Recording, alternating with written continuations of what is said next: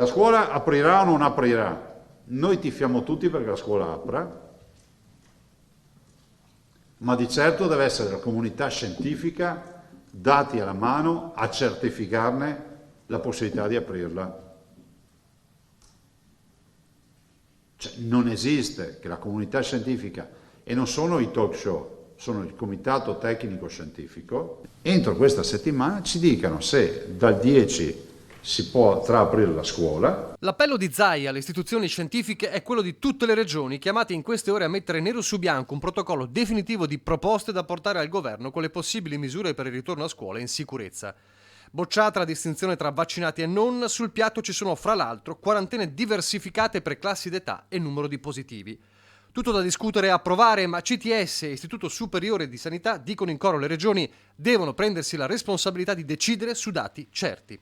Il primo passo chiave, secondo Zaia, è quello della autodiagnosi, avere il coraggio di portare il test fai da te nelle scuole, come si fa in Gran Bretagna o Israele. Penso che sia giunto il momento di accogliere anche l'appello di CDC, che è l'organo internazionale delle pandemie, che dice di utilizzare i test fai da te, e direi che la scuola è un'ottima occasione, un ottimo contesto per avviare questi screening. Tutto questo mentre a 6 giorni dalla campanella il Veneto fa registrare il record assoluto di contagi in 24 ore, 16.602, dato da brividi che va tuttavia calcolato in rapporto all'enorme mole di tamponi fatti ieri, 153.227, e che se rapportato al dicembre 2020 dimostra ancora una volta la potenza dell'arma vaccinale. Vuol dire che c'è alta contagiosità di questa variante, vuol dire che 4 giorni del dicembre 2020 valgono come una giornata di contagiati di oggi, ma soprattutto il fatto che siano molti vaccinati ci permette ancora di avere una gestione degli ospedali assolutamente buona e avere anche mortalità basse rispetto all'anno scorso. 28 decessi nelle ultime 24 ore, 2 anni fa senza vaccino si era arrivati a punte di 10 volte superiori, con molti meno contagi.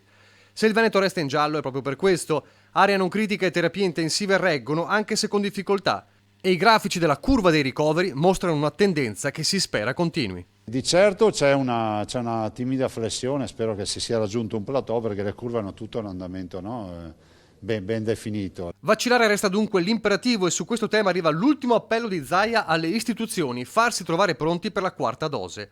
Spero che la storia vissuta con la terza dose in Italia, dice, non venga ripetuta per la quarta. Abbiamo perso 1 mese e mezzo a favore degli anziani perché aveva concluso il ciclo di 6 mesi. Visto considerato che se già abbiamo paesi europei che programmano la quarta dose, o quantomeno stanno parlando di programmare la quarta dose per febbraio, ci sia quantomeno anche in Italia una presa di coscienza che febbraio è dopodomani.